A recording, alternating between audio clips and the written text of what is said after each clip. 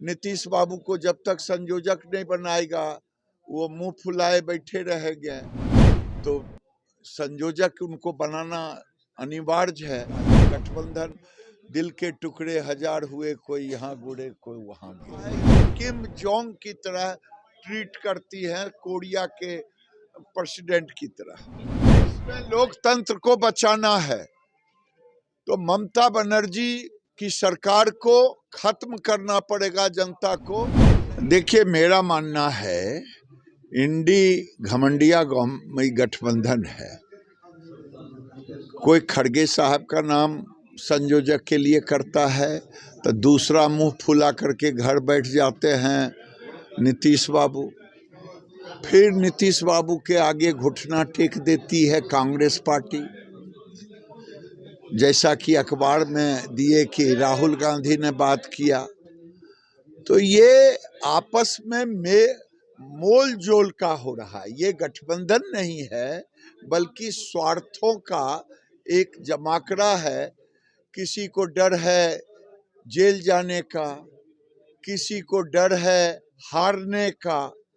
इसलिए ये गठबंधन नहीं है, गठबंधन होगा भी नहीं। कोई कहता है पंजाब में मैं 13 सीट लड़ूंगा तो कांग्रेस कहती है मैं भी लड़ूंगा। तो ये आपस में नीतियों के आधार पर गठबंधन नहीं है, स्वार्थों के आधार पर गठबंधन है। और ये नीतीश बाबू को जब तक संयोजक नहीं बनाएगा वो मुंह फुलाए बैठे रहेंगे। तो संयोजक उनको बनाना अनिवार्य है। अब वो बन जाएं तब फिर आगे की बात होगी। अखिलेश यादव कह रहे हैं कि पहले हो जाए, और राहुल गांधी को अपनी यात्रा से मतलब, वो जानते हैं कि गठबंधन होना नहीं है।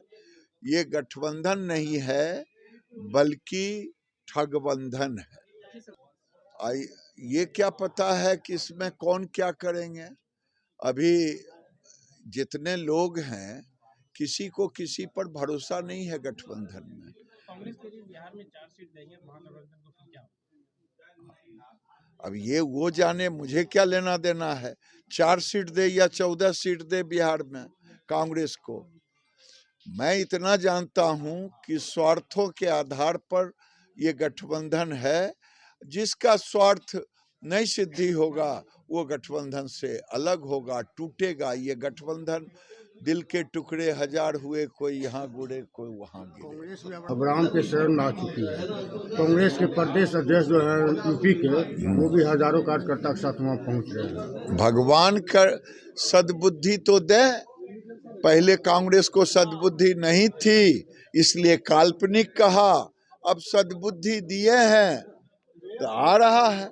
अभी तक तो कांग्रेस काल्पनिक कहते रहा, विपक्ष काल्पनिक कहते रहा राम को।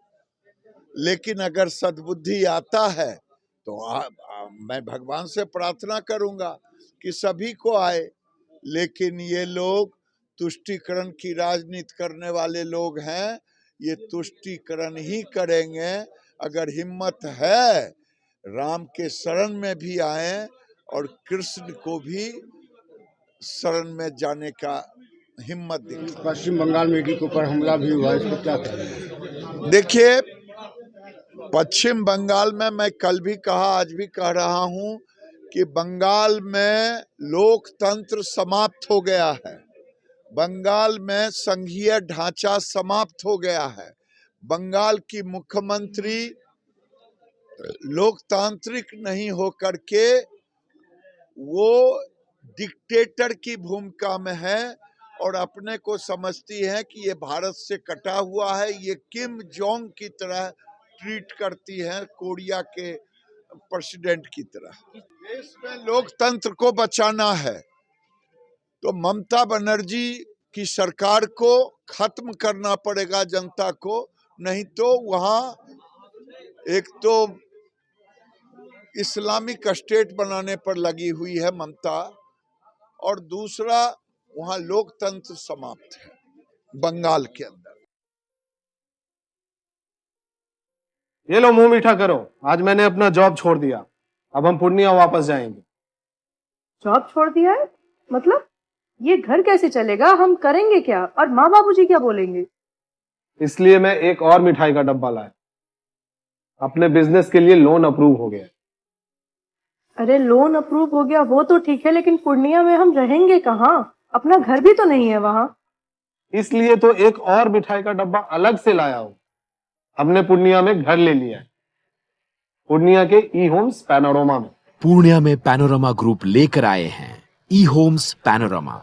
बड़ा घर, आलीशान जिंदगी और अत्याधुनिक सुविधाओं के संग। अरे अरे, अब क्यों मुंह मीठा करवा रही हो? क्योंकि हम घर वापसी जो कर रहे हैं। घर वापसी की खुशी पूर्णिया में ई होम्स पैनोरमा के संग। E Homes Panorama, luxurious lifestyle redefined.